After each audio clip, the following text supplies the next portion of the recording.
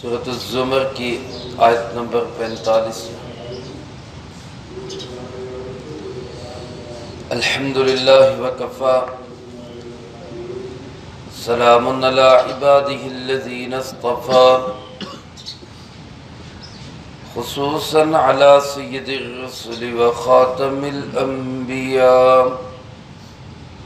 وعلى آلہ واصحابہ الاتقیاء اما بعد فاعوذ باللہ من الشیطان الرجیم بسم اللہ الرحمن الرحیم وَإِذَا ذُكِرَ اللَّهُ وَحْدَهُ اشْمَأَزَّتْ قُلُوبُ الَّذِينَ لَا يُؤْمِنُونَ بِالْآخِرَةِ وَإِذَا ذُكِرَ الَّذِينَ مِن دُونِهِ إِذَا هُمْ يَسْتَبْشِرُونَ قُلِ اللَّهُمَّ فَاطِرَ السَّمَاوَاتِ وَالْأَرْضِ عَالِمَ الْغَيْبِ وَالشَّهَادَةِ أنت تحكم بين عبادك فيما كانوا فيه يختلفون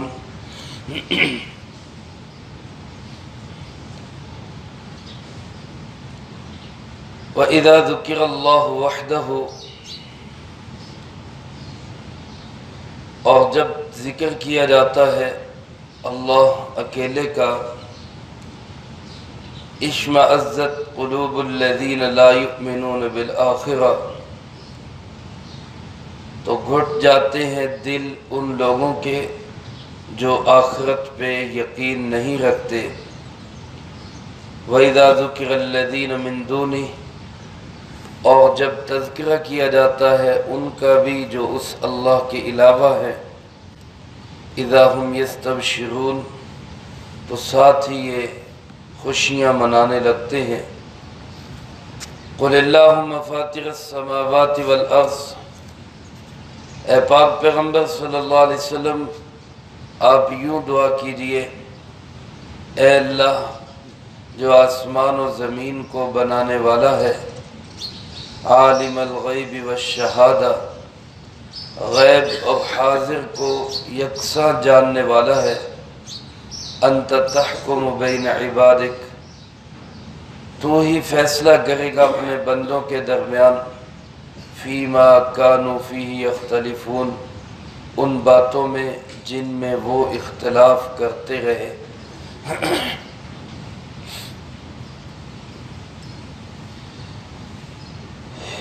ان دو آیات مبارکہ میں سے پہلی آیت میں اللہ پاک نے توحید والوں کا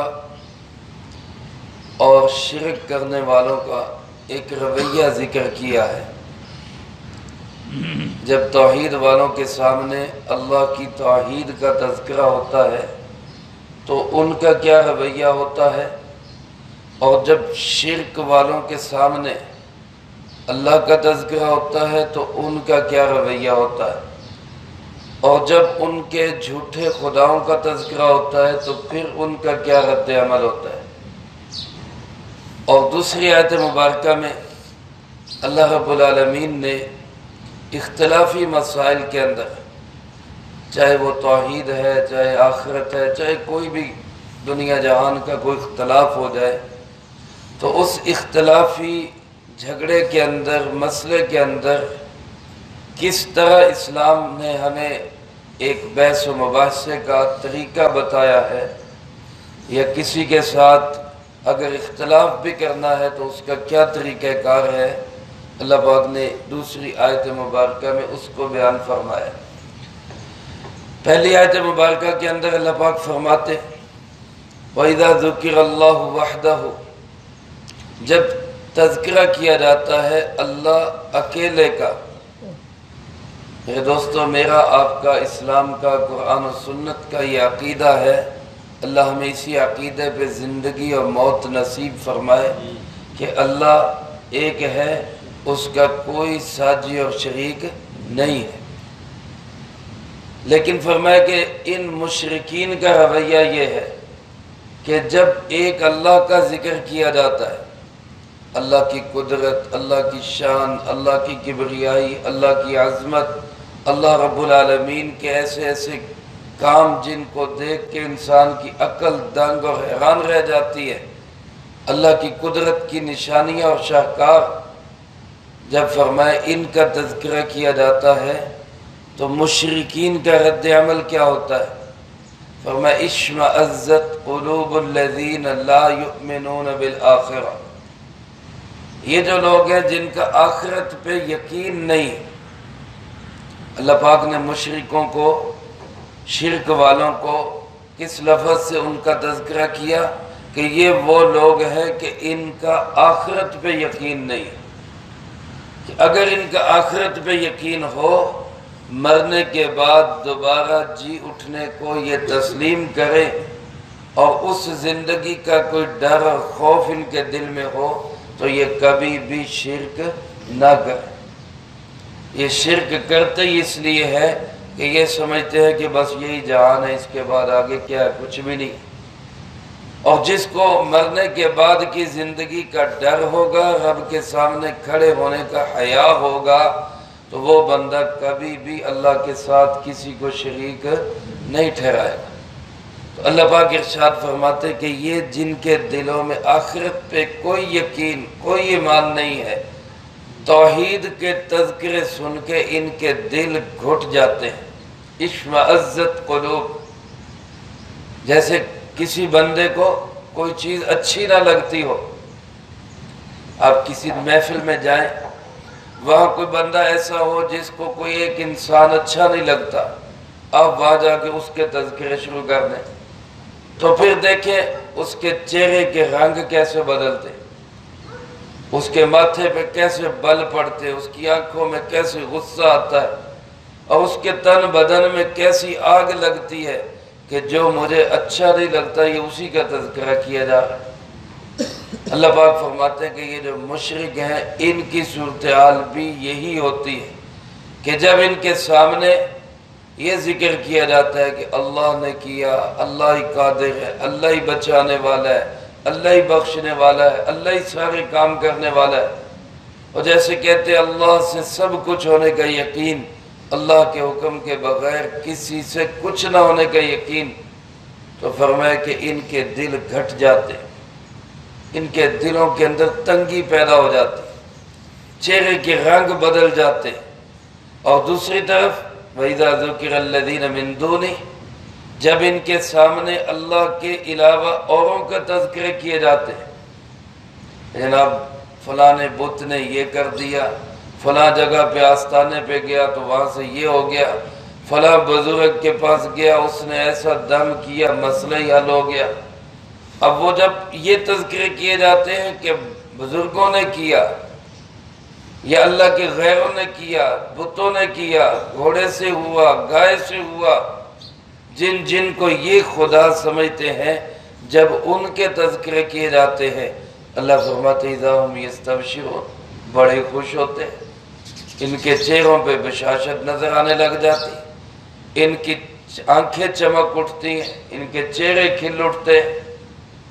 آج بھی میرے محترم دوستو کچھ لوگوں کا رویہ آپ دیکھتے ہیں کہ جب کہیں کوئی بیان ہوتا ہے اور اس میں صرف توحید کا تذکرہ کیا جاتا ہے، اللہ کا ذکر کیا جاتا ہے، نہیں یار بس سواد نہیں آیا، مزہ نہیں آیا، گل نہیں کی تھی، اور جب کوئی بے سروق پاک قصے سنائے جاتے ہیں جن کا نہ کوئی ٹانگ ہے، نہ کوئی سر ہے، نہ کوئی پیر ہے، اور خام خواہ کے مرچ مسالے لگا کے جی فلانے نے یہ کر دیا، فلانے نے یہ کر دیا، یا کمال کا بیان کیا، بڑا مزہ ہے، ایمان تازہ ہو گیا۔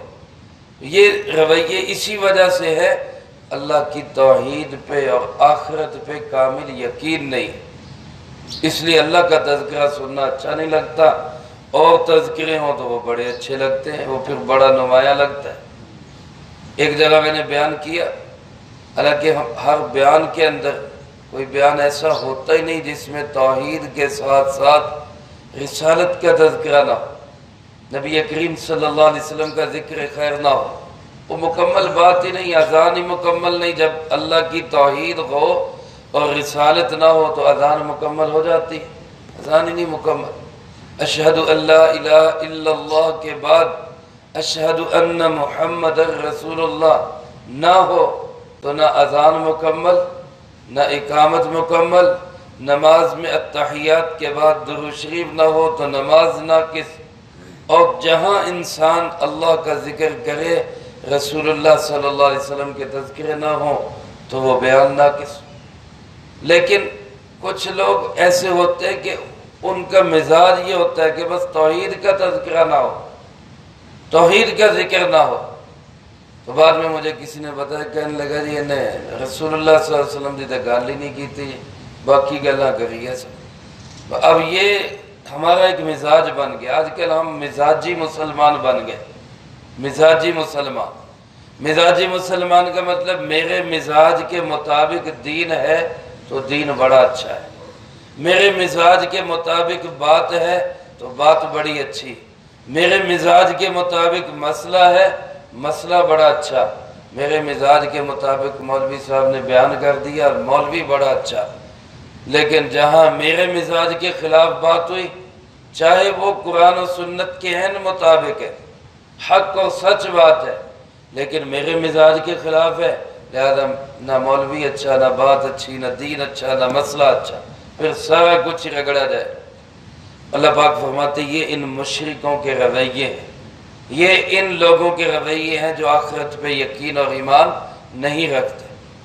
اللہ پاک میرے بھائیوں ہمیں آخرت کا بھی یقین نصیب فرمائے، توحید اور رسالت کا بھی یقین نصیب فرمائے۔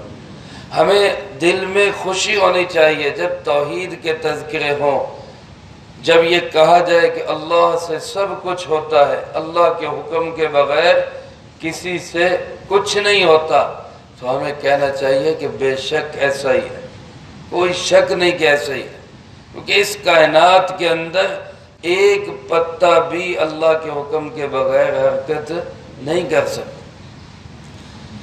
لہذا اللہ پاک نے اختلاف کا طریقہ بتایا، توحید بھی ہوگی، لوگ شرک بھی کریں گے، دنیا کے اندر حق بھی ہوگا، باطل بھی ہوگا، صحیح لوگ بھی ہوں گے، غلط لوگ بھی ہوں گے، سچے اور کھرے انسان بھی ہوں گے، جھوٹے اور غلط انسان بھی ہوں گے۔ اب وہاں پہ کیا طریقہ کار اختیار کیا جائے؟ رسول اللہ صلی اللہ علیہ وسلم جو سب سے بڑی ہستی ہے، اللہ کے بعد کائنات میں سب سے بڑا مقام آپ کا ہے، آپ کی دعوت بے لوث دعوت ہوتی، کوئی لالچ نہیں، کوئی سوال نہیں، لیکن اس کے باوجود لوگوں نے آپ کی مخالفت کی یا نہیں کی؟ اختلاف کیا آپ سے یا نہیں کیا؟ ٹکرائے لوگ آپ صلی اللہ علیہ وسلم سے یا نہیں ٹکرائے؟ اب ان حالات میں کیا کرنا چاہیے؟ اس کا طریقہ اللہ پاک نے اپنے محبوب صلی اللہ علیہ وسلم کے ذریعے میں بتایا۔ اے پاک پیغمبر صلی اللہ علیہ وسلم، آپ یوں دعا کیا کریں، اللہم فاطر السماوات والارض۔ قربان جائیں اللہ کی شان عظمت پہ، اللہ کی کبریائی پہ، کہ جو خود سے مانگنے کا طریقہ بھی خود ہی بتا رہے۔ ایسا دنیا میں کوئی سخی ہوگا جو کہے کہ بھائی مجھ سے مانگنا ہے تو اس طرح مانگا کرو؟ اللہ اپنے سے مانگنے کے طریقے بھی ہمیں بتا رہے ہیں، اپنے محبوب صلی اللہ علیہ وسلم کی ذریعے سے ہمیں بتا رہے ہیں۔ فرمایا اب یوں دعا کریں، اللہم فاطر السماوات والارض، اے اللہ جو آسمان و زمین کا فاطر ہے۔ فاطر کا معنی کیا؟ ایک لفظ ہوتا ہے خالق، خالق کا معنی پیدا کرنے والا، لیکن پیدا کرنے والا تو وہ بھی ہوتا ہے جو کسی چیز سے چیز کو بنا دے، نقشہ دیکھ کے دوسری چیز کو بنا دے، یا خام مال اور مٹیریل لے کر اس سے دوسری چیز تیار کر دے، وہ بھی خالق ہے۔ لیکن فاطر وہ ہوتا ہے جس کے سامنے نقشہ کوئی نہیں، ڈیزائن کوئی نہیں، مٹیریل کوئی نہیں، اور اس نے سب چیزوں کے بغیر چیز کو پیدا کر دیا، اس کو کہتے ہیں فاطر۔ اللہ کی ذات نے آسمان و زمین کو پیدا کیا، کوئی مٹیریل نہیں تھا، کوئی خام مال نہیں تھا، کوئی ڈیزائن اور نقشہ کسی نے نہیں بنا کے دیا۔ اللہ رب العالمین نے اپنی قدرت سے بغیر نقشے، بغیر مٹیریل کے آسمانوں کو بھی بنایا، زمین کو بھی بنایا۔ اس ذات کو کہا جاتا ہے فاطر۔ فرمایا اے اللہ جو آسمان و زمین کا فاطر ہے، عالم الغیب والشہادہ، اے اللہ جو غیب اور شہادت کو برابر جاننے والا ہے. شہادت کہتے ہیں اس چیز کو جو سامنے ہو، اور غیب کہتے ہیں اس چیز کو جو نظروں سے اوجھل ہو. میں اور آپ جو سامنے کی چیز ہے اس کو دیکھ سکتے ہیں، جو نظروں سے اوجھل ہے اس کو ہم دیکھ نہیں سکتے، اس کو کوئی دیکھ نہیں سکتا. جو سامنے ہے جو سامنے نہیں ہے اس کو یکساں برابر دیکھنے والا کون ہے؟ اللہ رب العالمین. اللہ پاک کے سامنے کوئی چیز پوشیدہ نہیں. جو ہماری نظروں کے اعتبار سے پوشیدہ بھی ہے اللہ اس کو بھی اسی طرح جانتا ہے جس طرح سامنے کی چیز کو جانتا ہے. اللہ کی ان دو صفات کو ذکر کر کے آگے کیا فرمایا؟ انت تحکم بین عباد. اے اللہ اپنے بندوں کے درمیان فیصلہ تو نہیں کرنا ہے. فیما کانوا فیہ یختلفون، ان باتوں میں جن میں لوگ اختلاف کرتے. ہم نے فیصلہ نہیں کرنا، ہمارا کام محنت ہے. ہمارے ذمہ اللہ نے ایک کام لگایا، دین کی محنت کرنی، توحید کے ڈنکے بجانے، رسالت و ختم نبوت کے تذکرے کرنے. ہمارا کام یہ ہے. اگر اس سے کچھ لوگ اختلاف کریں گے تو ان کا فیصلہ ہم نے نہیں کرنا. فیصلہ کس نے کرنا ہے؟ اللہ رب العالمین نے کرنا. میرے محترم دوستو، اس آیت کے مفہوم پہ جب انسان غور کرے تو پھر محنت کرنے والے کی محنت کے اندر بھی قوت پیدا ہو جاتی. یہ بعض اوقات ہم دین کا کام کرتے ہیں نا، پورے اخلاص کے ساتھ کرتے ہیں، پوری دل جمی کے ساتھ کرتے ہیں. ہم نہیں کرتے، اللہ ہم سے لیتے ہیں. آگے لوگ بعض پریشان کرتے تو پھر ہم کہتے ہیں کہ یار نہیں، کوئی فائدہ ہی نہیں، دین کا کام چکی رکھیا، اتنا تو جتیاں پہنیاں، ادھر بھی ذلیل ادھر بھی ذلیل، پریشان ہو جاتا ہے بندہ. لیکن وہاں یہ سوچے کہ ہمارے ذمہ کام ہے اور کس کے لیے کر رہے ہیں؟ اللہ کے لیے کر رہے ہیں. ہم نے کر ہی جانا ہے. کوئی صحیح کہے گا، کوئی غلط کہے گا، کوئی تعریف کرے گا، کوئی تنقید کرے گا. لیکن نہ تو ہم نے تعریف سے پھول کے کپا ہونا ہے اور نہ ہی تنقید سے سڑ کے بالکل جکڑے جانا ہے، کیونکہ ہم کام کسی کے لیے کر ہی نہیں رہے. ہم کام کس کے لیے کر رہے ہیں؟ اللہ. فیصلہ اس نے کرنا ہے. صحیح کیا ہے، غلط کیا ہے، سچ کیا ہے، جھوٹ کیا ہے، حق کیا ہے، باطل کیا ہے، اس کا فیصلہ کس نے کرنا ہے؟ اللہ رب العالمین نے کرنا. لہذا دل کو حوصلہ ہو جاتا ہے کہ بھی کوئی بات نہیں، اگر ہمارے حق میں فیصلہ آئے گا تب بھی ٹھیک، ہمارے خلاف آ گیا تو اللہ جانے. ہم تو حق پہ کھڑے. رسول اللہ صلی اللہ علیہ وسلم نے جب محنت کی، اللہ نے آپ کو یہ دعا سکھائی کہ آپ یوں کہا کریں بس، اور اس کے بعد پھر کام میں لگ جائے. ایک بزرگ فرماتے، حضرت عبداللہ ابن عباس رضی اللہ تعالیٰ عنہ غالباً وہ فرماتے، میں نے حضرت عائشہ رضی اللہ تعالیٰ عنہ سے پوچھا کہ رسول اللہ صلی اللہ علیہ وسلم کی صبح کن الفاظ سے ہوتی، یعنی صبح جب اٹھتے تو آپ کیا الفاظ ادا کرتے؟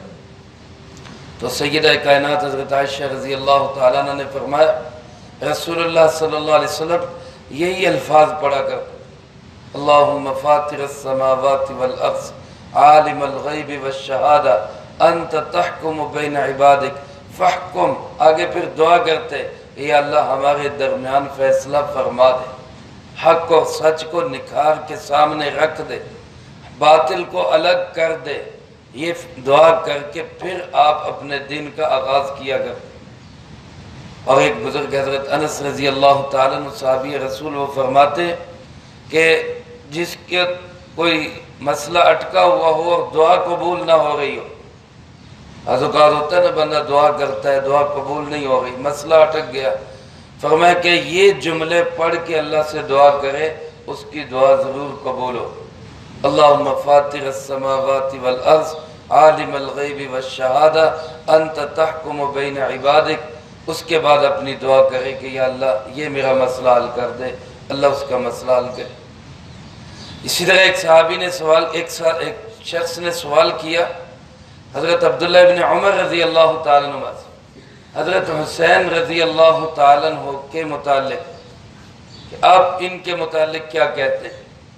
حضرت سیدنا حسین ابن علی رضی اللہ تعالیٰ عنہ جنہوں نے دین کی وہ اللہ پاک نے ان سے خدمت لی اور کام لیا کہ جو شاید اور کسی سے نہیں لیا. اتنی بڑی قربانی، اتنی بڑی قربانی رسول اللہ صلی اللہ علیہ وسلم کے خاندان کی اتنی بڑی قربانی. تو انہوں نے پوچھا کہ دین کے متعلق، تو انہوں نے یہی آیت پڑھ کے فرمایا یہ جو اختلاف ہوا اس اختلاف کا فیصلہ بھی کس نے کرنا ہے؟ اللہ ہی نے کرنا. میرے محترم دوستو، صحابہ کرام رضی اللہ تعالیٰ مجمعین میں بعض جگہوں پہ کچھ اختلافات ہوئے. حضرت علی، حضرت معاویہ رضی اللہ تعالیٰ عنہ کے اختلافات ہو گئے، حضرت عائشہ رضی اللہ تعالیٰ عنہ کے ساتھ اختلافات ہو گئے. اب ان اختلافات میں فیصلہ ہم نے نہیں کرنا، ہمارے پاس قوت نہیں ہے کہ یہ صحیح ہے یہ غلط ہے. وہ سارے ہی صحیح ہیں. صحابہ کرام رضی اللہ تعالیٰ مجمعین سب کے سب صحیح ہیں. ہم وہاں بیٹھ کے فیصلے کرنے لگ جائیں کہ نہیں جی یہ ٹھیک تھا، یہ غلط تھا، یہ غلط ہے، ہمیں حق نہیں ہے. ہم یہی کہیں کہ سارے ہمارے سر کے تاج ہیں. فیصلہ کس نے کرنا ہے؟ اللہ رب العالمین نے کرنا ہے. فیصلے کی قوت اور پاور اللہ کے پاس ہے. لہذا اس کو سامنے رکھتے ہوئے دین کی محنت میں لگے رہیں، کام میں لگے رہیں. جو حق موقف اختیار کیا اس پہ جمے اور ڈٹے رہیں. باقی اللہ کے ہاتھ میں ہے، وہ دنیا میں جس کے حق میں فیصلہ کر دے، آخرت میں جس کے حق میں کر دے. ایک بات طے شدہ ہے کہ دنیا کے اندر بعض اوقات ہو سکتا ہے غلط انسان وہ جیت جائے، غلط انسان آگے آ جائے، لیکن جو اللہ کے ہاں فیصلہ ہوگا وہ فیصلہ سچا، اٹل اور پائیدار اور حقیقی فیصلہ ہوگا. اور وہ کیا ہے؟ وَالْعَاقِبَةُ لِلْمُتَّقِينَ. جیسے مثال کے طور پہ حضرت سیدنا حسین ابن علی اور دوسری طرف یزید، کربلا کے میدان میں حق و باطل کا ٹکراؤ ہوا. بظاہر یزید وہ جنگ جیت گیا، حضرت حسین رضی اللہ تعالیٰ شہید ہو گئے، سارا خاندان شہید ہو گیا ایک دو افراد کے سوا. بظاہر اس کی حکومت کو چند دن اور مل گئے، لیکن آپ ایمانداری سے بتائیں کہ آج جیتے ہوئے کون ہے؟ حضرت حسین رضی اللہ تعالیٰ یا یزید؟ حضرت حسین رضی اللہ تعالیٰ جیتے ہوئے. میرے محترم دوستو، یہی مثال آج کے دور کے اندر کی ہے کہ حق و باطل کے مارکے میں بعض اوقات ہمیں نظر آئے گا کہ لو جی یہ ہے جی جن کے ساتھ اللہ کی مدد ہے، یہ جی جن کو اللہ نے عزت دی. یہ عزت نہیں ہے، یہ مدد نہیں ہے. اصل انسان کا نظریہ، عقیدہ اور سوچ ہے وہ کہاں پہ کھڑا ہے. اس عقیدے اور نظریے کے ساتھ پھر وہ حکومت میں ہے وہ تب بھی ٹھیک ہے، وہ اپوزیشن میں ہے وہ تب بھی ٹھیک ہے، کیونکہ اس کا نظریہ صحیح ہے، اس کا عقیدہ حق اور سچ ہے، اس کے اندر کوئی کمی اور فرق نہیں. لہذا ہمیں اپنے عقیدے، اپنے نظریے، اپنی سوچ، اپنے اعمال اور اخلاق پہ غور کرنے کی ضرورت ہے. ان چیزوں پہ دیکھ کے فیصلے کرنے کی ضرورت نہیں ہے. اللہ مجھے آپ کو سب کو قرآن و سنت کی صحیح سمجھ نصیب فرمائے.